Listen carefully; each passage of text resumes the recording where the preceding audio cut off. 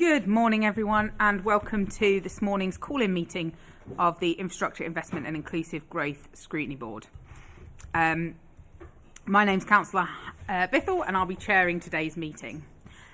Today's meeting will be managed differently to an ordinary meeting of the Scrutiny Board, and unlike a typical meeting, I will be using a script to ensure we cover all the necessary procedural points. So do forgive me for there being less banter. We'll be following a structure that will be familiar to those of you who have been involved in call-in meetings before. At the end of our meeting, Scrutiny Board members will be asked to determine whether the decision that has been called in should be released for implementation or referred back to the decision maker to be reconsidered. Please note that this meeting is being webcast for the benefit of any members of the public who may be watching this meeting. I will now ask everyone to introduce themselves and literally everyone, not just the board, please. So, if I can remind people to mute when they're done, that would be ideal. Thank you. Good morning, my name is Kev Shillito. I'm legal advisor to the board today. Good morning, Andrew Scopes, Councillor for Beeson Holbeck.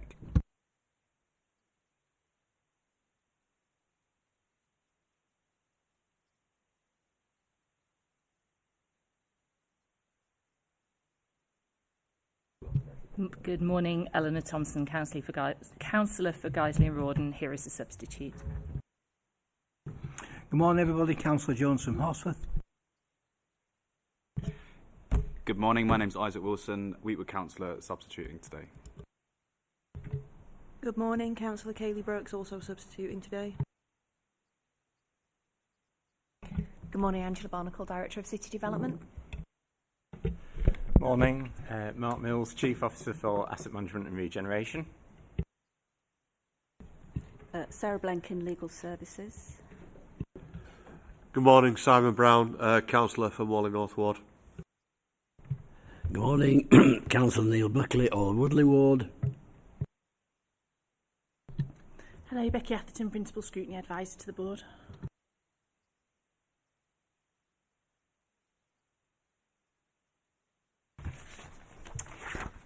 Okay, so we'll move straight to items 1 to 5. If we can ask Becky to take us through them, please. Thank you, Chair. Item 1, there are no appeals today. Item 2, we've got no items that are exempt from the public. Item 3, no late items. Item 4, declarations of interest. Can I ask members to declare any declarations of interest in accordance with the Council's Code of Conduct? I'll take silence as none.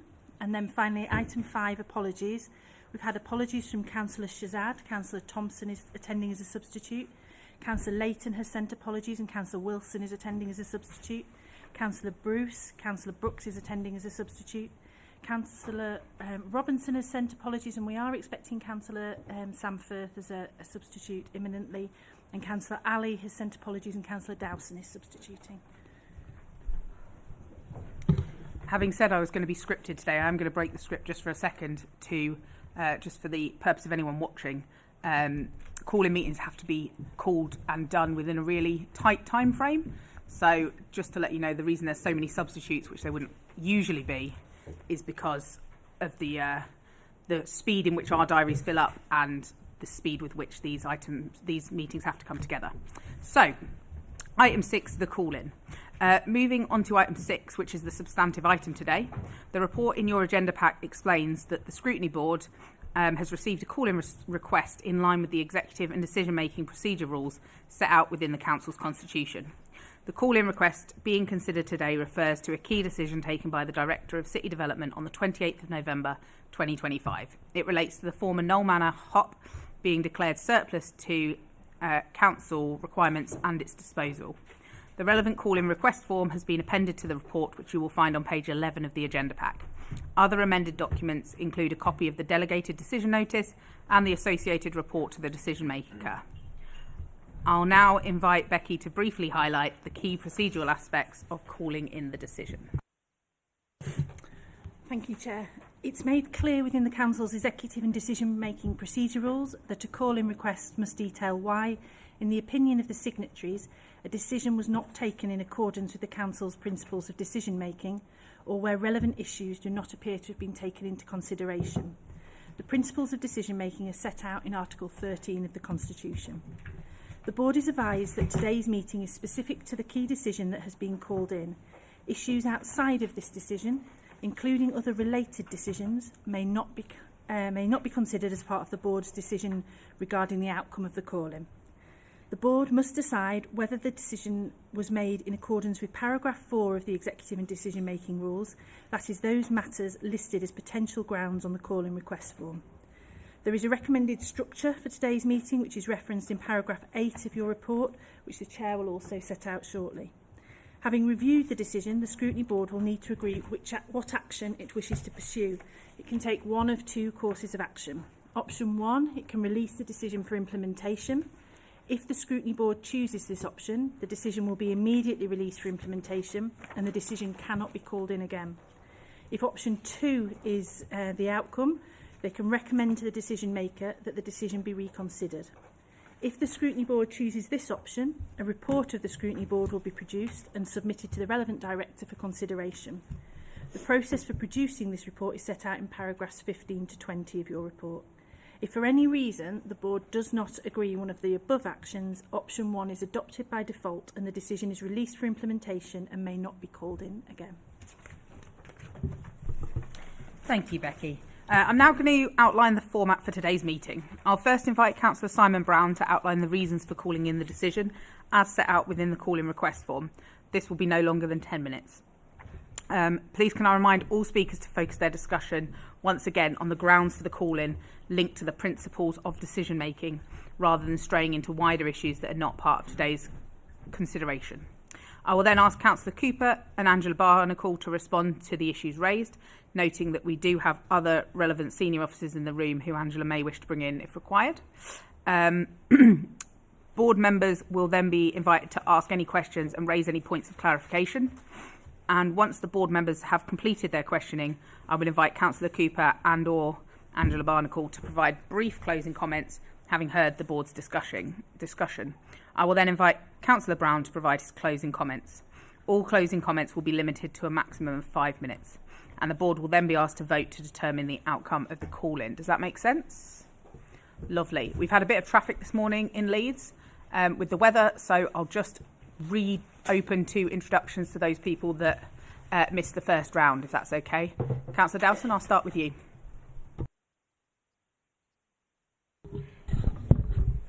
Councillor Dowson, Chapel Allerton Ward. Morning everybody, Councillor Katie Dye, Killingbeck and Seacroft. Morning everybody, Councillor Deborah Cooper, Exec Board Member for Resources. Good morning everyone, Sam Firth, Harewood Ward, subbing. Thank you. I didn't want anyone to feel left out. Okay, so we'll start then with Councillor Simon Brown. Thank you. Good morning everybody, and first of all I want to thank you for making time in what is a busy schedule for everybody in the ward, for hearing me out.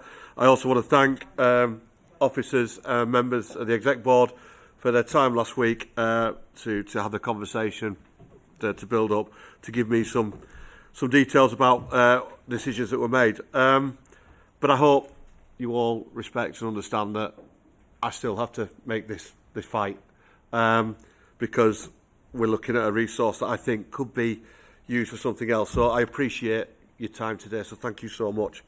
So we're talking about the building known as Knoll Manor in the Morley South Ward.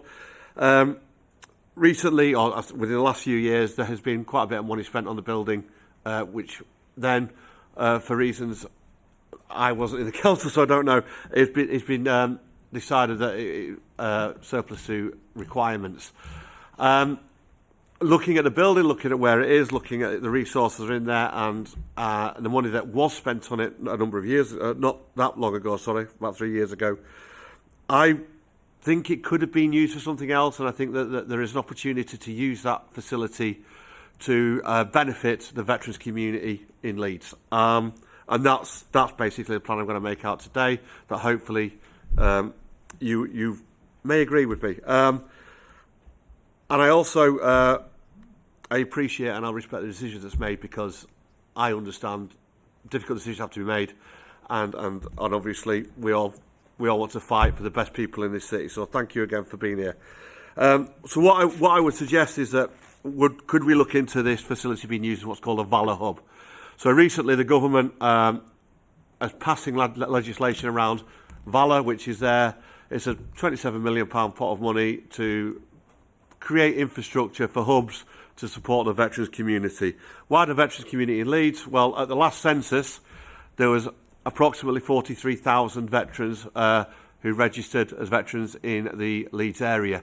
Now, those numbers could be slightly skewed. One is that those who served on Not Banner, not all of them will identify as veterans, so that could have lifted it. We also have the unfortunate situation and disgraceful situation where the LGBT community were kicked out of the army. Some of those won't identify as veterans because of the nasty way in which they were treated. So that number could actually be higher than we think. If we also look at other resources and other studies, for every veteran you've got at least 1.5 other people attend. That's either a spouse or dependent family members. So we could be looking at 10% of our population being part of the veterans community, and I think 10% of a population anywhere is quite a high and significant number of people. And when you look around, not just the Leeds area, but indeed the West Yorkshire area, there is very little in the way of resources and safe places for veterans and their family members to get support, to get help, just to get the opportunity to be around other people who understand their situation. But I will caveat at that point, Leeds is very good at supporting its veterans community. There's a very strong covenant, and obviously very proud that Leeds has got the Gold Covenant standard. Potential services that this building could offer, looking at how it's set out, there's rehabilitation chances, there are opportunities for counselling, for advice, training and a safe place. Just to try and give a couple of anecdotal reasons why those could be done. Take, for instance, Blind Veterans UK, who offer rehabilitation training free to veterans who've lost their sight. Now, if they've got a safe place in a community area where somebody can come and learn to use a smartphone or IT facilities so that they can engage with the outer world, that is an opportunity to give people the ability to get back into society and become productive members rather than sitting and struggling and being isolated. I've been speaking recently with some people from Fighting with Pride who, after a very, very successful campaign, have achieved the ability to get compensation for those who were thrown out of the military unfairly. However, one of the things they've told me they're struggling with is an opportunity to get people to a safe place where they can get the advice they need to claim that compensation that they are due. Other anecdotal evidence is there are currently 10,000 British service personnel deployed overseas, and we are at a state of peace. That's 10,000 families, parents, siblings, partners and children that will not have somebody at home this year, sitting around the Christmas table. Now, a facility like this, if it was available, means that these families could come together and not feel isolated, not feel alone. And even when you're deployed on training, not on operations, I know from my own family personal experience, my parents were terrified when I went to exercise. There are a number of service personnel injured or losing their life in the training we do because of the level and intensity of the training. There is always that opportunity that it could go badly. So people are worried when their family members are away. People are concerned, and a place like this could offer that opportunity. And we are also looking on the precipice of a major overseas deployment. Now, numbers I've heard from people, I've got people I know working still with the MOD, they're looking at potential... Simon. Councillor Brown. Yeah, sorry. Can I just ask you to focus back on the decision-making process, please? Yeah, I understand that. How has this contributed to the reasons for calling? Yeah, so this is why that facility would be useful for families overseas. That's all, sorry. But the decision was on whether or not it was. Well, sorry, I do apologise. I'm just trying to, I'm just looking at what the building could be used for and how it could be used. So I do apologise.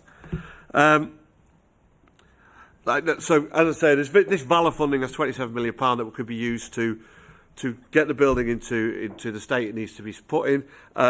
I understand and I respect that the Valor funding proposal at the moment is slightly fluffy. But I also understand that we do a budget every year based on Westminster not necessarily giving us what we're hoping to get. So, but if we don't use this fund, if we don't use this pot, then it will go away, and that our community could suffer because of that. Yeah, and again, I don't want to waste people's time. I want to do. As running costs of the building, I understand that's a challenge. It's going to cost money.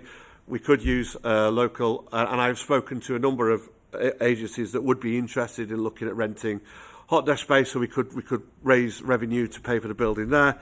And I just think Leeds could lead the way in having a facility that looks after those who serve the country and their families in an area that's accessible, in a building that is up to standard with the E standards, solar panels, heat pumps, that sort of thing.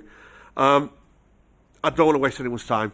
I hope I've made a case for why that building could be repurposed, could be still used, and still a valuable asset to Leeds and our community. Thank you again for your time. Thank you for listening, and I apologise for going off script a little bit. No problem. I'm always guilty of going off script. Can I just have confirmation, though, that what you're saying is those things that you've brought to us today, you believe have not been considered during the decision-making process? Yeah, so I don't believe that the opportunity for the Valor Hub was considered as part of the initial decision-making. Oh, sorry. Okay, I'll now invite Councillor Cooper and Angela Barnacle to respond, please. Thank you, Chair. And first of all, can I just say that I admire Councillor Brown's tenacity and commitment to the armed forces and veterans, and really trying to ensure that they are well looked after and their families when they do come home, but their families whilst they're away. I absolutely admire his work in this area, and I'm, as I said to Councillor Brown when I met him last week, I'm more than happy to work with him outside of this decision on focus around a Valor Centre or accommodation for veterans and other projects such as that. As I also know is Councillor Dowson, who's our armed forces champion, who's actually on the Scrutiny board today as well. First of all, I have to say that I believe this decision that has been made is a sound decision, and fulfills all our criteria. And the reasoning that this decision has been made is that the building was deemed surplus to purpose by Adults and Health for their purposes as a residential care. And we then looked at other potential purposes for using the building. So we've looked at Leeds City Council's housing growth team to see if there would be any opportunity to do something with the site, with the buildings there. And unfortunately, there isn't the opportunity for us to take that up. We've also looked outside the council to some third sector provision to see if they would be interested in delivering some third sector provision there. And unfortunately, that hasn't been taken up either. So we're left with, we've worked with the ward members, and I know Councillor Brown mentioned that, over a number of years, and the local MP to try to come up with a solution for this building since 2023, and we've been unable to get a solid use for the building going forward. So the decision was made to deem the building surplus to our requirements and therefore open for disposal. In terms of the other use that Councillor Brown has brought forward very recently in a meeting about it being a Valor Centre and some funding that the government have announced. The bidding closes on the 15th of January, I believe, for the Valor money. And my understanding of the criteria of Valor money is that it's revenue funding. It's not capital funding. I understand that it is for existing accommodation to enhance services that are already the accommodation that's already there, so that services can be enhanced there for veterans and their families and the like. Like I said right at the beginning, I absolutely admire Councillor Brown's commitment and dedication to this work, and I'm very happy to work outside of this decision on how in Leeds we can move forward with a plan around veterans accommodation and Valor Centre. But at the moment it's a bit premature. The funding is not fully there from the government for a Valor Centre yet, but I'm more than happy to work with the Armed Forces Champion, with other councillors and Councillor Brown as well, to try and move that forward in another way. But I don't think that this site is the answer to that. I'll ask Angela to come in now, if that's all right, Chair. Thank you, Councillor Cooper. Good morning, everybody. I'll outline some of the headlines, and then my colleague Mark, who's the Chief Officer for Asset Management and Regeneration, will provide a little bit more of the detail of the work that the team have been doing in the last 12 months since the...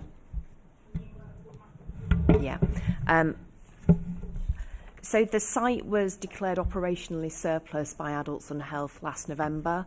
So over the last 12 months since the decision was published on the forward plan on the 20th of October 25, the team have worked through a number of options to think about, well, what are the continued Leeds City Council operational needs and uses for this site?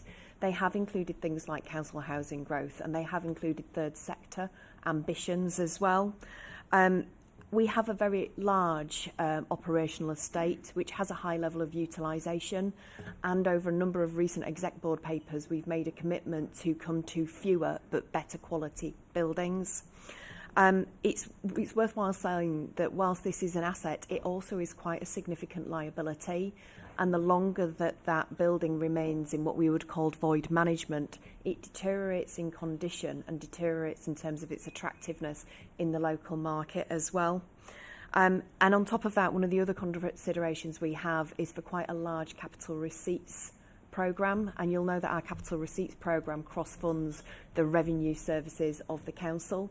It's quite a fluid programme. So we start at the year with a target and work towards achieving or bettering that, and then that revenue cross-funds other council services.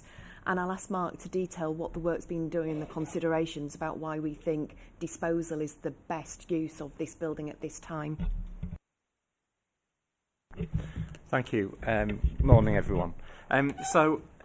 We have a well-tried and tested approach for considering future use of properties that are declared surplus to operational requirements by services.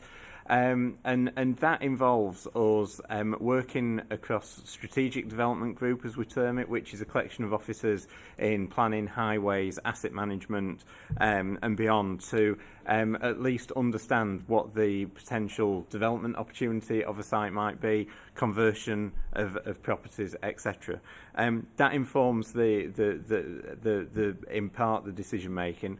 We also hold a list of other operational uses that the council may have, and that is developed working again right across services and directorates to allow us to do that cross-check when we get surplus buildings, to be able to determine whether we've got another council use that can take place. In addition to that, we always do a check across with education and council housing growth opportunities. And again, that's informed through the process at Strategic Development Group around redevelopment potential of sites and the considerations and therefore the potential acceptable uses. There's no education requirements, it's fair to say. In terms of council housing growth, that you can obviously, in many cases, develop housing on many sites that we bring forward as being surplus. This site has been considered by the team, and work included high-level feasibility, essentially, as to the number of units that could be achieved on the site and the considerations around access. There's a number of mature trees that would need to be retained, boundary treatments and the local setting. And I think while the site again can be developed for residential uses, it's very difficult and challenging for the Council Housing Growth Programme to make this site work from a viability point of view. And that's because of the size of the site and the number of units that could be achieved. And also the funding model. Obviously, when we deliver houses, they are for social or affordable rent, and that impacts upon the viability that we're able to achieve. So being able to deliver larger sites is often more viable for us. And this site is quite a tight site with a number of constraints. And on the basis of that, and the programme that's committed from Council Housing Growth, the team determined that this was not a site that could be prioritised, and so therefore it would fall into a much longer term programme if indeed it was included. And therefore it comes back to the point that Angela made around the holding costs of vacant sites, the impacts that those sites then have on local communities as well. And it was on that basis that the recommendation was put forward and the decision taken to bring the property forward for disposal. Thank you. I'll now open it to members of the board to ask any questions and raise any points that they would like. Councillor Buckley. Thank you, Chair. And first of all, apologies for my voice. I'm full of cold. However, I've got some questions for Councillor Brown and also for Councillor Cooper, if I may.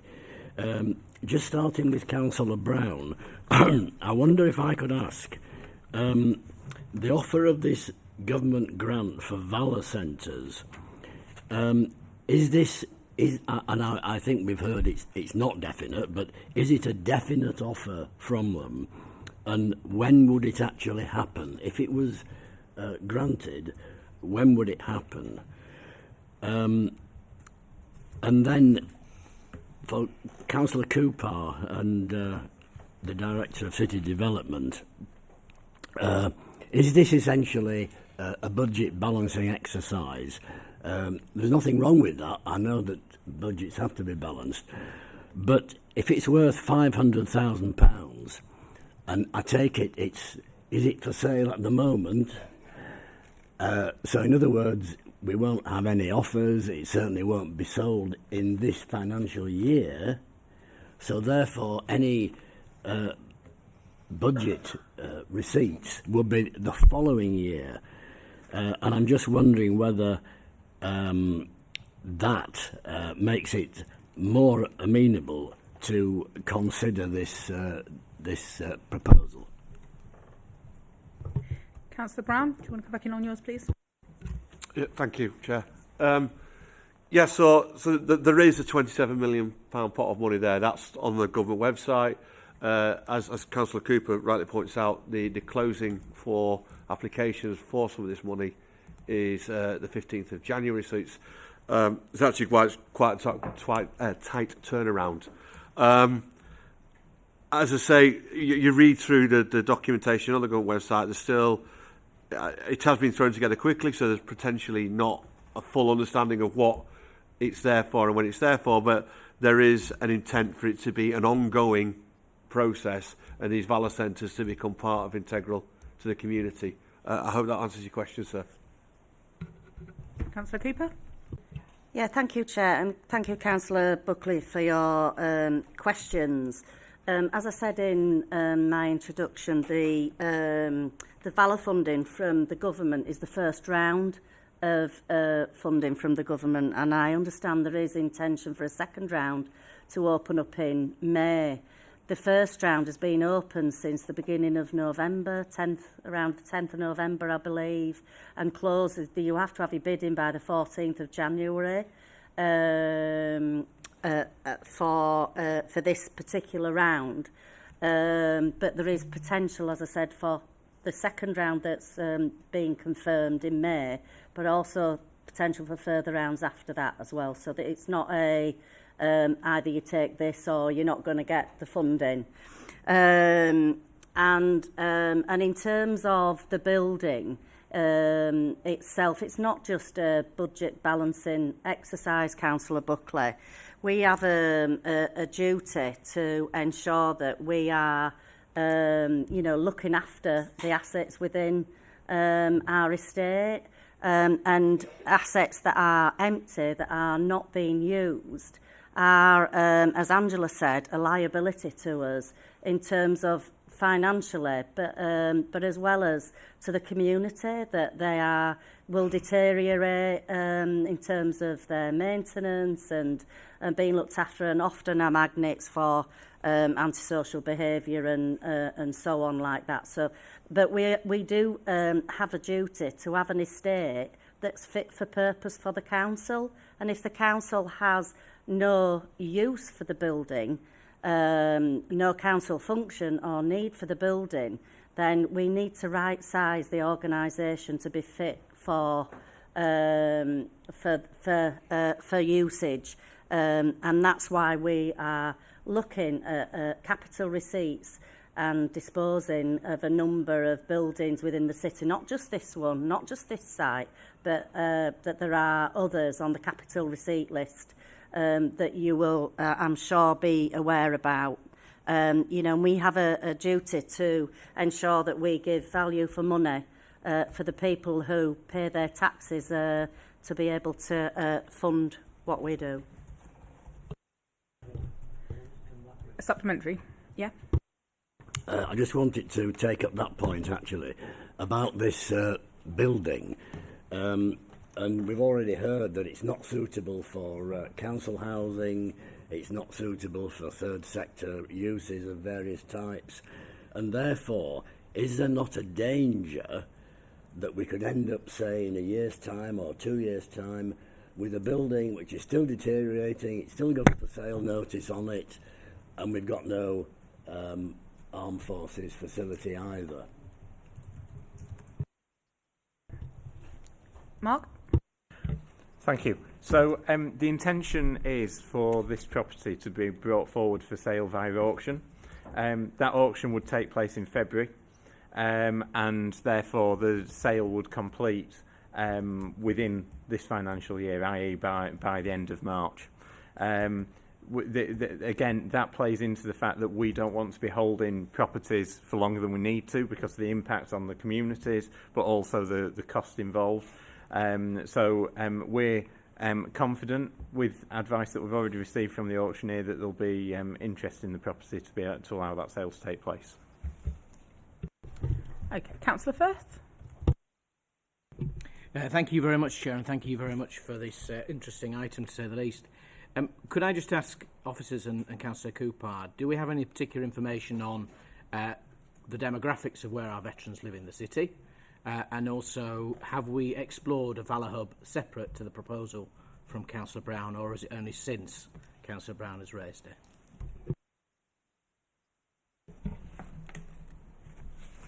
Thanks, Councillor Firth. The Valor funding only came out, I think it was the 23rd of May this year, and the application for what is primarily revenue funding over 3 years was only released on the 10th of November. We have had a number of sessions led by Councillor Dowson to consider what, if any, application from the council would look like.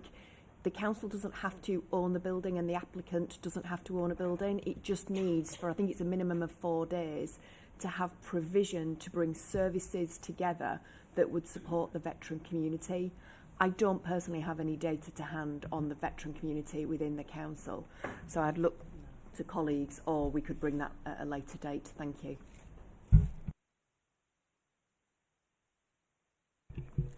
Thank you very much for that answer, and maybe Councillor Brown may know more. We'll have to find out. I think it's just interesting with the location, and I know that from context, there's quite a big veterans community in and around the Morley area.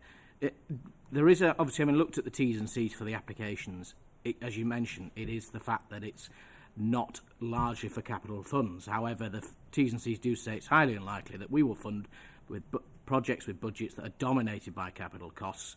But if you're looking to carry out capital costs, then you'll need to get 2 competitive quotes, etc. So I just wanted to ask, how much would it take, in the council's estimation, either before we approve for disposal or now, or if there's a bit of difference, how much would it make to make that building fit for purpose?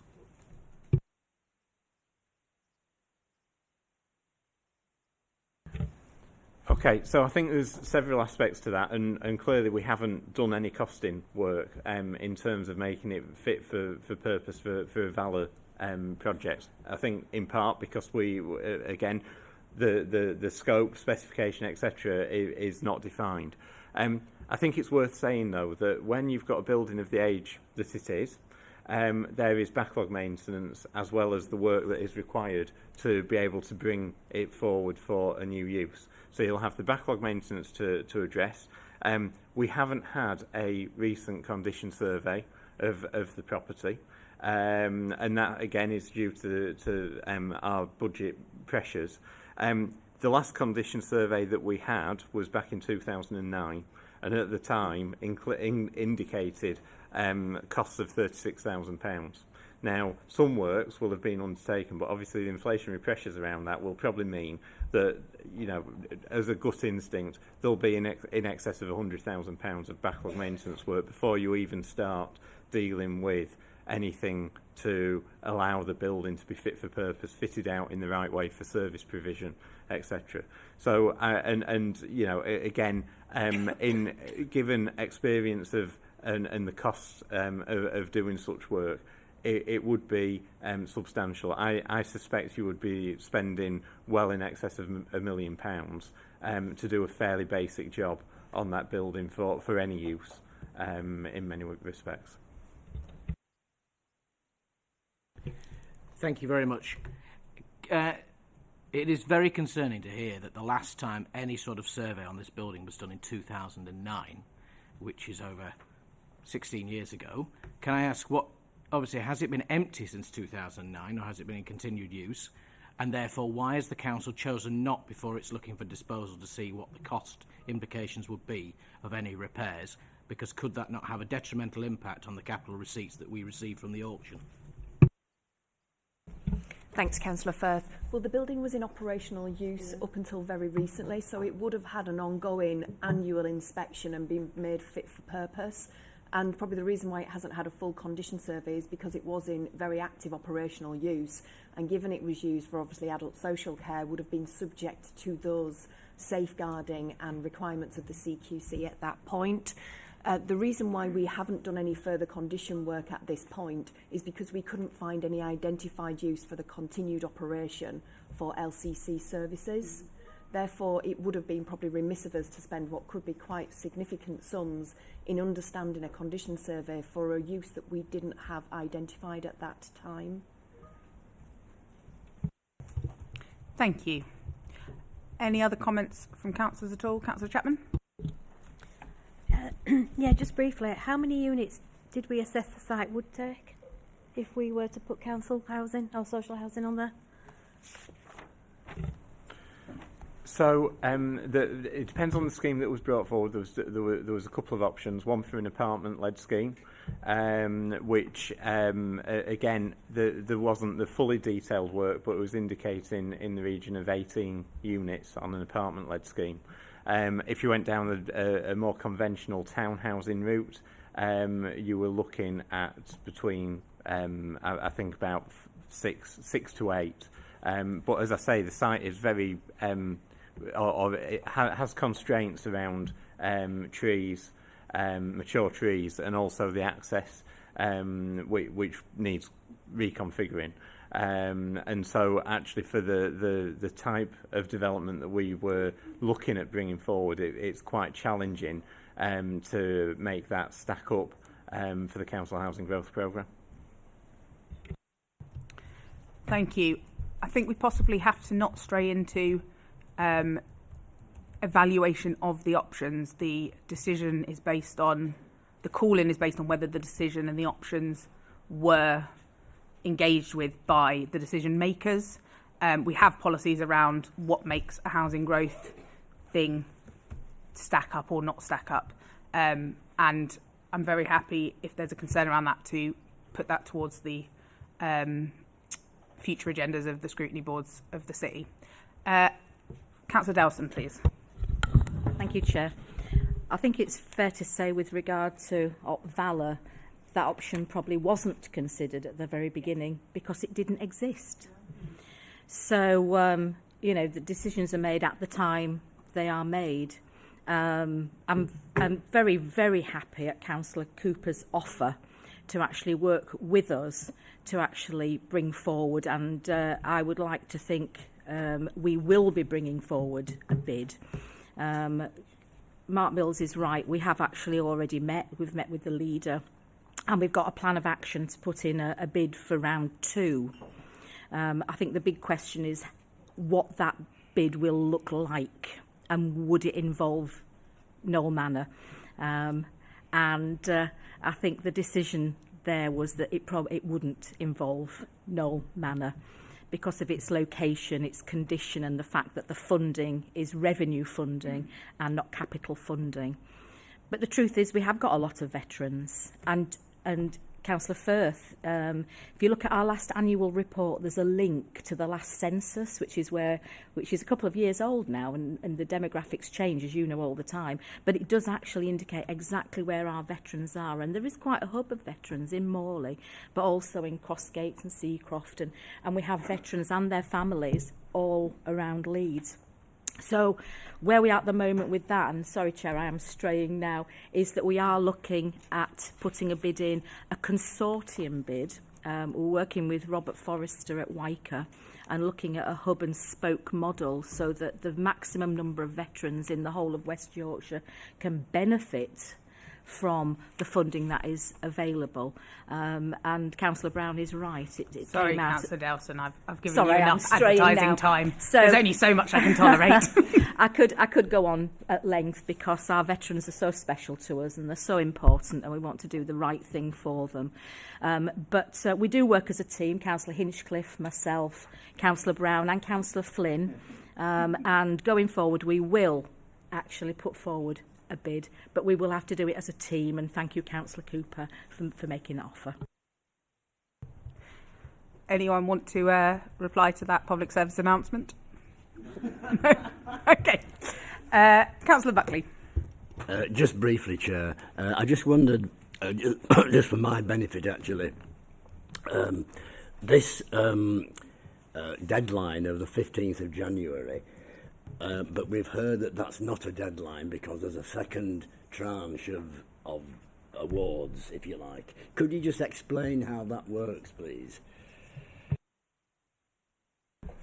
I'll take that. So the funding has come out in 2 phases. What we don't know is whether that second phase will be the end or there will go on to be 3 and 4 phases. So what the government have said is that they will make awards for the provision of 3 years of sums between £500,000 and, by exception, £1 million to support that bringing together of services for a minimum of 4-day provision. So they've not been explicit about what those services are, because that's for the local community to really work together to say, well, what's the services that support their local veteran community? I think one of the examples they give is anything from photography through to yoga, but that won't be what our community necessarily needs. So the first application closes on I think it's the 15th from memory of January, and they haven't specified when the new dates will open for the next round. What they've said is it will be spring 2026. I think they've specified May, but I'm not aware if that's the closing date or that's the opening date. But this round, whilst it was cited, I think in May 25 that it would be coming, the application didn't open until the 10th of November and closes on the 14th or 15th of January. So it's open for about a 10-week period. Thank you. A lot of my questions have been answered, so I'll not go over them. I guess the crux for me is, did anyone from our veteran associations or community groups come to the council before the decision was made to say that we would really like to do this as a thing, and therefore was that option even on the table when the decision was made? So the straight answer for this property is no. Okay. Thank you. So the decision was made with the information that was available to the council at the time, and since then we've had discussions moving forward on how we can take this forward more widely. Great. Okay. Do any other councillors have any? Councillor Firth? Thank you very much, Chair. Further to the information that Councillor Dowson has provided in relation to there being a consortium that could come forward to potentially fund or support a Veterans Hub, a Valor Hub, can we just ask, are those discussions potentially being considered as part of whether this could be brought forward in terms of the amount of money that's come forward here? We don't know exactly how much money it would cost, and given that I would expect, although I may be wrong, that the standards for adult social care provision are significantly higher than a Veterans Hub, unfortunately, and therefore, can I ask what's the difference in the standards that meant that this building could continue to be a social care hub but not be a Valor Hub going forward? Thank you. Thank you. So the building was closed a number of years ago and has not been in operational use, and the building was not considered for use as a Valor Hub at the point when the decision was taken, so that information doesn't exist. But it's worthwhile kind of explaining some of the background in terms of this is quite a large site. I think it's 1.42 acres. Remember, he's saying yes, so it must be true. It's a site that has some difficult topography because the access is not level with the building itself. It has a number of mature trees, and as such, it was obviously provided residential provision. And the Valor Hub, with it, it's not an awful lot of money, even revenue, £500,000 to £1 million. And I'm assuming that colleagues, when bringing forward a proposition, will want to make sure that the majority of that revenue funding goes on the provision of services, not the upkeep of a building. And even if we think about the activity that's happening in Morley, just in that locality, and the Morley Town Deal Board, where we will have the town hall refurbished and reopened next year, we are working with the community on a number of other propositions, including the Adult Skills Centre in Morley.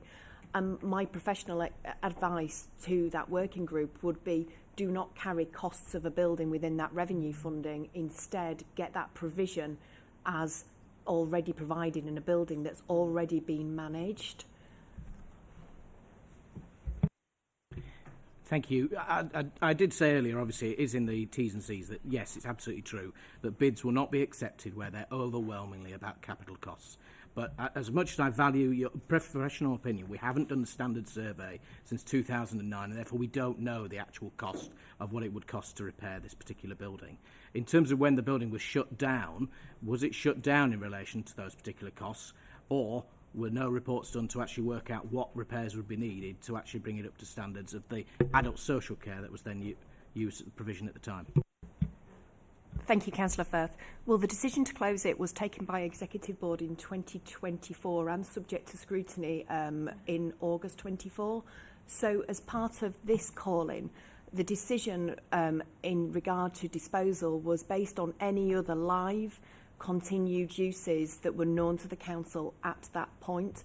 No continued uses came forward. Therefore, a condition survey was not undertaken because we didn't understand the intended use. What we did know is that there was no operational need for the building, that it is a difficult site to redevelop, and at that point in time the council had not decided to bring forward any other use, even for redevelopment, even though it was considered. Are condition surveys not there for when you buy a building? Yes, they would be, and they would be either if you could provide them with a sales pack if you thought that was the best course, or you would leave it to the buyer to undertake their own conditions. That's what I mean. So we it would wouldn't be subject to survey. Like when you buy a house, you get a survey, right? So we'd expect whoever was buying it to get a survey, not us to provide it. Is that correct? We would work on the assumption that the buyer would provide their own survey. Great. Councillor Firth. One more and then I'm going to Councillor Chapman. Is it general policy for the council not to undertake condition surveys before it disposes of any assets, and therefore potentially not realise the costs that then actually could have an impact on the capital receipts we receive? We would take each site on its own merit. I think we're possibly straying into the minutiae of a condition survey. But again, like I said to Councillor Chapman, I'm very happy to put that on our work programme moving forward. Councillor Chapman? Yeah, thank you. So the decision was taken with the information that was available at the time. We have now got more information available to us, and there is a second round of funding. Given that the receipt is going to come right at the end of this financial year, is there the opportunity to review the decision to look at the funding option in May and then make a second decision, then review the two options and maybe make a decision to sell the building after May? Does that make sense? As in, there's more information available, can we reconsider it? And if this option doesn't work for as a result of not being able to get the funding, then we could make the decision to sell the site. Before I bring you in, Councillor Cooper, can I just ask for advice on whether that is actually how call-ins would work, in the sense that otherwise we could just endlessly new information could come to light. Is that? No, it's a snapshot. Can you just so that others know what you're saying? No, the decision that's subject to call-in is the one that was made by the officer under delegated powers based on the information at the time. The fact new information comes to light doesn't affect the validity of that decision. So the decision for that it's surplus and to dispose of it would have to be looked at in isolation. Once that decision's been made, if at any stage information came to light that what officers decided to pause that process, that could potentially happen, but that is not linked to this call-in. And that would be classed as a new decision, right? Okay, great. Councillor Cooper, sorry for that interlude. That's okay, and just to add really, to try and respond to Councillor Chapman's point about is it potential worth waiting for the second round. I do believe, and from officers' advice, that it's really premature at the moment in the funding for the Valor Centre, and so to leave a building sat empty and deteriorating and waiting just in case something, a decision was to be made, further down the line, I don't think is the right decision that we should be taking as a council. I still believe the decision that was taken was sound, and I still believe that if the decision was taken today, it would still be sound. As I've already said in my opening, I'm more than happy to work with Councillor Brown at going forward, looking at veteran accommodation and Valor Centre bid going forward for the city, or for a wider collaboration with West Yorkshire. I've said already, I believe the decision was sound, and I think if the decision was made today, it would still be sound. Thank you, Chair. Thank you, Councillor. Can I just ask a question of Councillor Brown? Why? Obviously, this is a decision on a very specific building, which I think is now getting twisted into whether or not we have a Valor Centre in the city. So the question to bring it back to this building, why is this particular building the absolute pinnacle of what a Valor Centre building would be? If from what we've heard is it's in relatively elderly state and has previously been social care. So is the infrastructure inside the building particularly good for a Valor Centre, or is it just that, and I'm not saying this with any judgment, I've definitely done it myself, where I'm like, well, it's in my ward and I'd really like this thing in my ward, so I'll just kind of hope this building works. Is there something about the building that is particularly good for this, or is it just that it's in your ward and we'd really like it to be a Morley. Yeah, thank you, Chair. I appreciate the question. It's fair. I think one of the things that causes it to be an issue is the isolation it provides with the trees and where it is. Actually, that's quite a good place for veterans who are struggling a little bit, that little bit of anonymity out the way. So its location actually helps it a little bit, I think. With it being a social care providing facility, it has small rooms that we could look at and I'm not saying being an overnight facility, but for people to get cleaned up, for the homeless veterans, things like that. There are community rooms, there are sort of large spaces for people to gather. So I think, having visited people when it wasn't a people's home, I do think that its layout would be conducive to the kind of areas that would work and other veterans facilities that I've been to from other organisations. So I do think the building itself, its location, it's slightly out of the way but without being too far out of the way. It's slightly hidden but without being completely enclosed. It provides that old military camp type feel, and that's why I think that building, understanding everything else, all the challenges, I think that building and that location is actually quite helpful to what we were trying to achieve with a Valor Hub. I hope that answers your question, Chair. Yeah, thank you. It does. Just for the context purposes, I think. And then just for officers, no, that question's gone. Completely. Hopefully it wasn't important. Does anyone else have any other questions? No? Okay. In which case, we will go with closing comments from Councillor Cooper and Angela, please. Thank you, Chair. Sorry, Councillor Cooper, I've remembered. And it was relatively important in terms of, or I think it was, in terms of the auction. When we auction a building, am I correct that anyone can go for it? We don't say only housing developers, it's all red row situation. So therefore, if this is an appropriate building for it, that consortium of organisations that we know exist in West Yorkshire could go for that building anyway. Is that correct? Thanks, Councillor Bithell. When we auction, it isn't a restricted process. It's done very transparently with the auction house. It's an online auction where people can see the bids, and bids can be provided by anyone. There is an information pack that's provided. There is opportunities to see the building and undertake and take your own work. The difference between an auction and obviously an informal sale is that when you put your bid, and if you are the highest bid, it is accepted, a 10% deposit is taken at that point, and the transaction must close within a maximum of 28 days. Thank you. Councillor Dowson.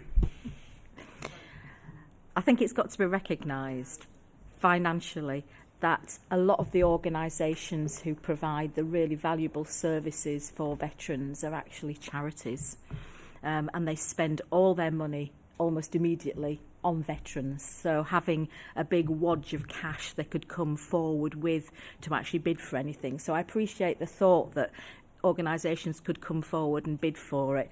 It isn't going to happen with charities and so on. The goodwill there is the hours, the manpower they put in, the thought and so on. I'm not a veteran, and I appreciate Councillor Brown's thoughts on what would make a good centre, and a residential centre for sure. People really miss the poppy shop that used to exist on Albion Street, the element of drop-in and all the other things. So where this centre is actually going to be quite a debate. But a centre is needed, and I appreciate the fact that one is now going to be looked at. It's really difficult when you've got a property. It's like having a bird in the hand, isn't it? We know this property is there. We don't know that you've got a property elsewhere. It's a really difficult decision, to be quite honest, for me. But I do recognise, for the purposes of the calling was made at the time it was made. But you've got to recognise it is a really difficult decision for me, because I really, really do want us to have a hub for our veterans in Leeds. Councillor Cooper? Yeah, thank you, Chair. And I was going to say that, and I have mentioned it earlier, that I think that at this point in time, we're still really premature in terms of any partnerships, any collaborations. You know, we're still at the very early days in terms of that for a potential Valor Centre or accommodation. We need to get together and work out what we need to do. Like you said, this has turned into whether we should have a Valor Centre or not. I think I was expecting to come and talk about a decision that we'd made. I think they are two separate things. Whether this building could be used for one at this current time, sorry, I need to put my teeth in, I would say no. And Councillor Firth, final question. Thank you very much, Chair. Getting back to the scrutiny request in relation to the fact that it was mentioned about at the time when the information was available, there have been evidence in the last couple of years and the last recent months of decisions being taken by Executive Board where new information has come to light and the Executive has chosen to change its decision. It was also asked earlier in relation to the fact of how that then plays into this particular situation here. But when it comes to the further details that have been there, could you explain a little bit more information about the fact that what process you've gone through with other decisions that maybe, yes, have been sound at the time but then have been reversed, that in this instance we're not able to then look again when new information comes to light or a new funding pot comes available? I don't think that's within the remit. Sorry. Am I correct? Yes. The other decisions that Executive Board or officers under delegated powers have taken wouldn't be relevant to whether or not the merits of this decision are questioned. I guess the bit of it that would be relevant is what was the reasoning behind this specific decision. So if you want to add anything on that, then go ahead.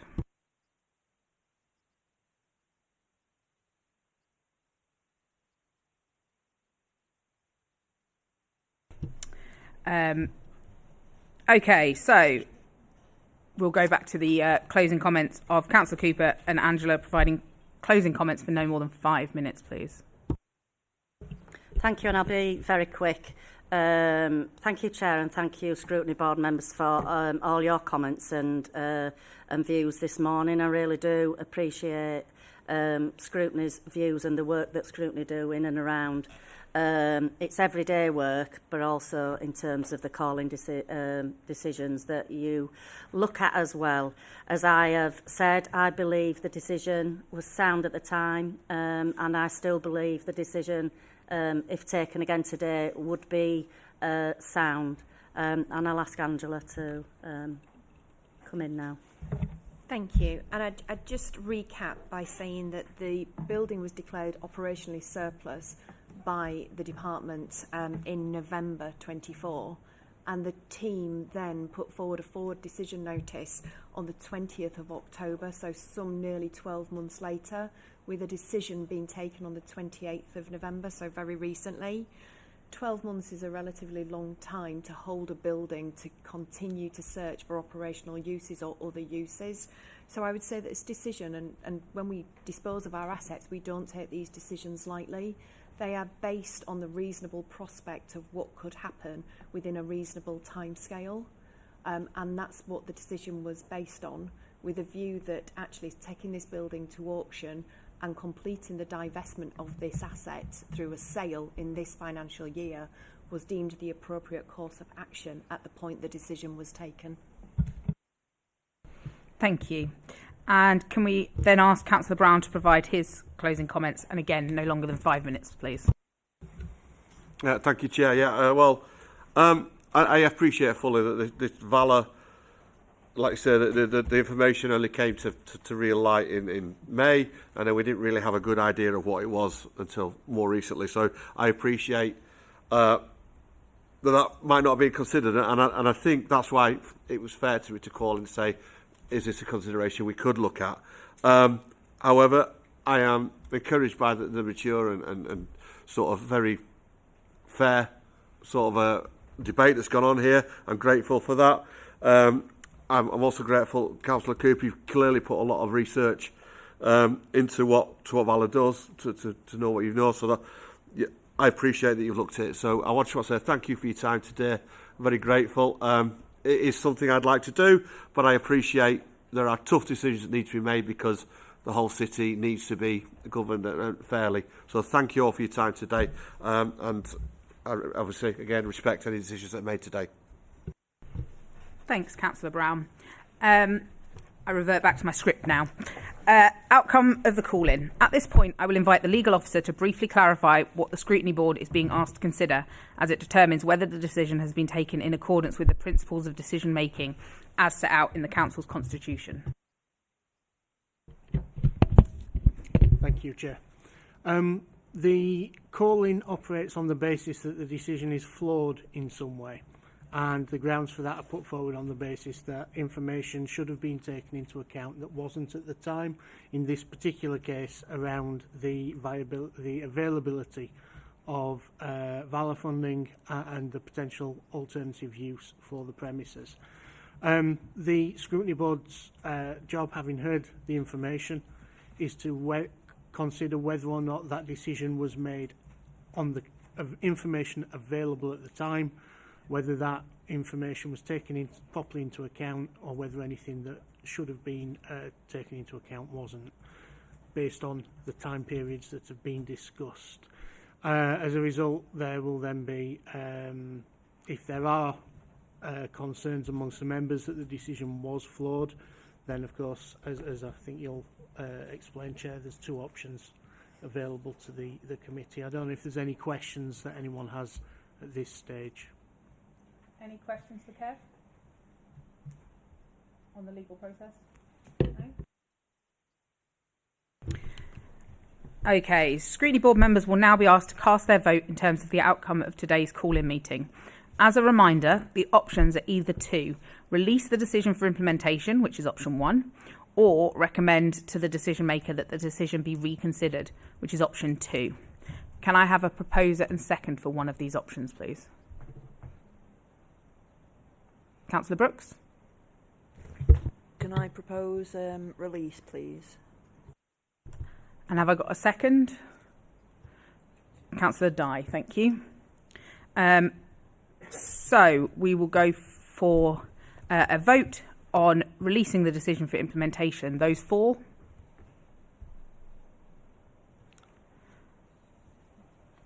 Those against? Any abstentions? Okay.